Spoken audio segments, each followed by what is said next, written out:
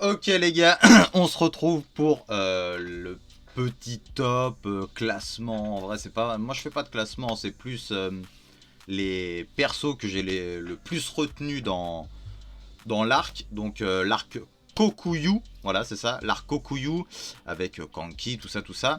Donc avant ça, n'hésitez pas à rejoindre le Discord que j'ai créé.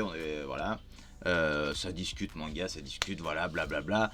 N'hésitez pas à le rejoindre, c'est la fête. Donc, l'arc Kokuyu, en premier. Enfin, non, faut pas que je dise en premier, parce qu'en premier ça veut rien dire. Parce que comme je dis, moi je fais pas de classement, c'est juste les persos que j'ai le plus retenu. Du côté de Zao, j'ai pas retenu grand monde, j'ai retenu qu'un perso. Ça va plus être du côté de Kin. Beaucoup de personnes de l'unité, enfin beaucoup de personnes, en vrai il n'y a que 5 noms, mais plus des personnes de l'unité Ishin et bien évidemment le patron de cet arc. Donc let's go. Alors j'ai mis Kanki. Pourquoi Kanki? Parce que voilà, malgré que ce soit un fils de pute, c'est un génie de la guerre, hein, très malin, très stratégique, très psychologique au final dans ses stratégies, hein. Il sait jouer avec le mental humain, il est très fort là-dessus. Il a réussi à manipuler Kisha, mais du début à la fin, franchement, il a réussi à gagner la guerre sans s'être présenté sur le champ de bataille. Kanki, c'est vraiment un autre niveau, il est très très malin. C'est un fils de pute, mais il est très très malin. Voilà, il a une intelligence que peut-être beaucoup de généraux n'ont pas. Donc forcément, sa place, elle est méritée dans l'état de Kin. Il est pas là pour rien. Maintenant, oui, il est très gore, il est très violent. Il fait des trucs de fils de pute. Mais bon, le fameux trois grands... Enfin, celui qui allait rejoindre les trois grands cieux de Zao, machin, Kisha... Moi, franchement, ça va spoiler le reste, hein. Enfin le reste vite fait la vidéo, mais moi je l'ai pas mis, hein. Kisha pour moi il a pas été extraordinaire, il s'est laissé manipuler, il a pas, enfin je sais pas, Kanki a été au-dessus beaucoup plus. Alors peut-être que nous montrer d'avoir dit que Kisha allait être un des trois grands cieux de Zao et tout ça, ça a été surtout pour nous placer Kisha et pour montrer à quel point Kanki était fort. Mais voilà, Kisha, j'ai pas retenu grand chose. Kanki l'a eu. On a l'impression qu'il avait 60 coups d'avance. Il était très très fort. Même si en soi, je pense pas qu'il avait autant de coups d'avance. Hein, mais c'est quelqu'un de très réactif.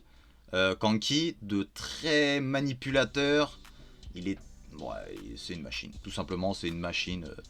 En termes de stratégie, et j'espère un jour pouvoir le voir dans un vrai combat, voir le grand bandit dans un vrai combat, donc voilà.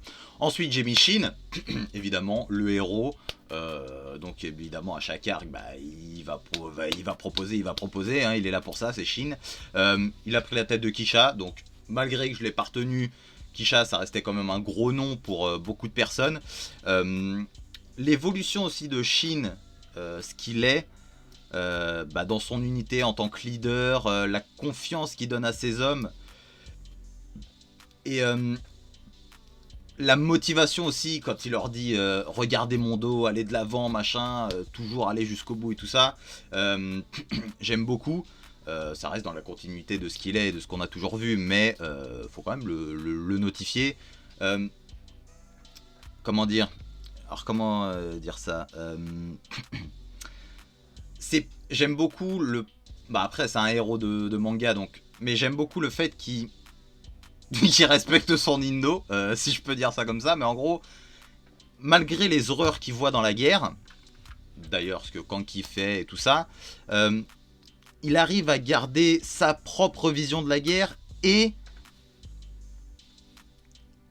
à faire valoir ses choix entre guillemets. Ça veut dire les méthodes de Kanki, pour moi Shin ne les appliquera jamais, c'est pas possible pour déjà pour un héros de manga tout court, mais enfin quoique peut-être qu'il y a des mangas où ça serait possible, mais ça reste quand même le protagoniste,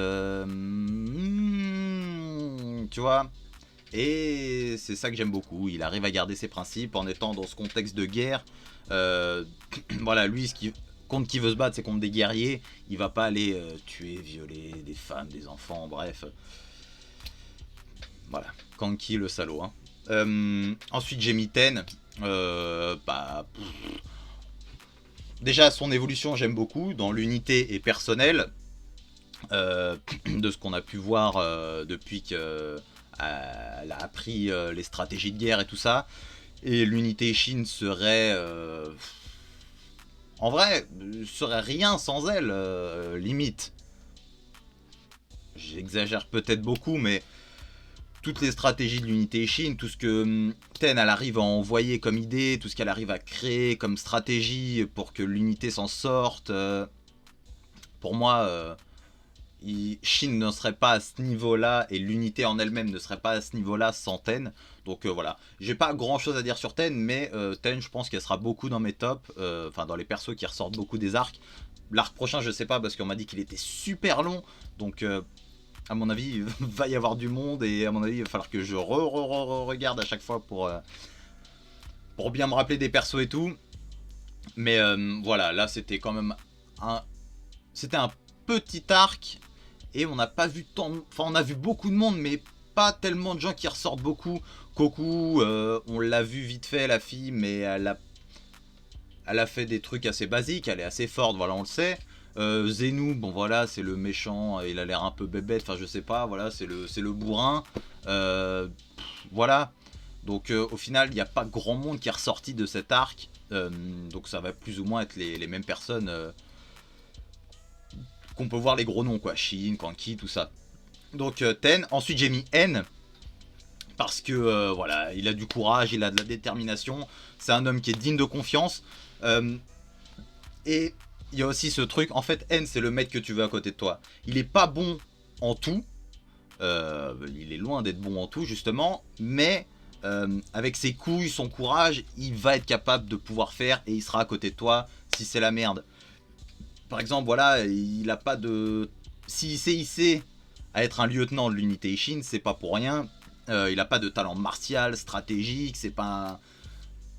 Voilà, c'est un paysan, je crois, il me semble. Voilà, c'est un mec, il est là, il sait pas, il apprend sur le tas. Mais avec ses couilles, le fait de pas vouloir abandonner ses proches, sa famille, entre guillemets, l'unité, il est capable de se dépasser, d'aller toujours plus loin. Donc Ensan, c'est vraiment le petit crack de l'unité Shin, je l'aime beaucoup. Il est avec Shin depuis un moment maintenant. Ils avaient quel âge quand ils étaient ensemble? 13-14 ans la première fois qu'ils se sont vus. Enfin, je sais plus quand Shin avait demandé à Uki de l'entraîner. Il me semble que c'est à ce moment-là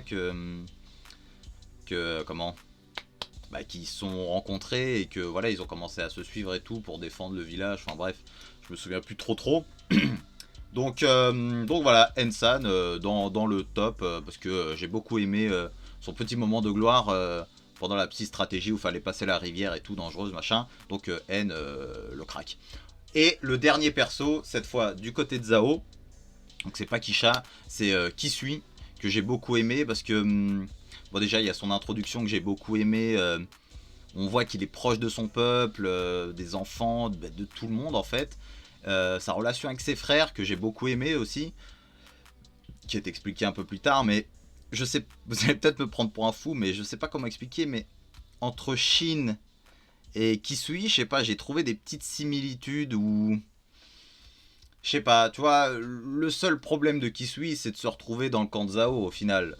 Donc ça pourrait être un des points qui fait que certaines personnes ne pourraient ne pas l'aimer, mais c'est un mec qui est capable de tout abandonner pour son peuple, son peuple qui lui fait confiance, à qui il a promis de protéger jusqu'au bout, capable de tout abandonner. Et moi je pense Shin serait capable de faire ce genre de choses pour des membres de son unité ou ce genre de choses. Il serait capable d'abandonner un poste ou j'en sais rien, tu vois, pour aller sauver, prendre les bonnes décisions pour éviter que des proches meurent. Après, ils n'ont pas le même statut non plus. Shin, c'est pas un seigneur d'une ville ou quoi, mais pour moi, Shin ferait beaucoup de choses pour des membres de son unité et qui suit, lui, est capable d'aller très loin pour sa ville, village, je sais plus trop. Des enfants qui lui font confiance.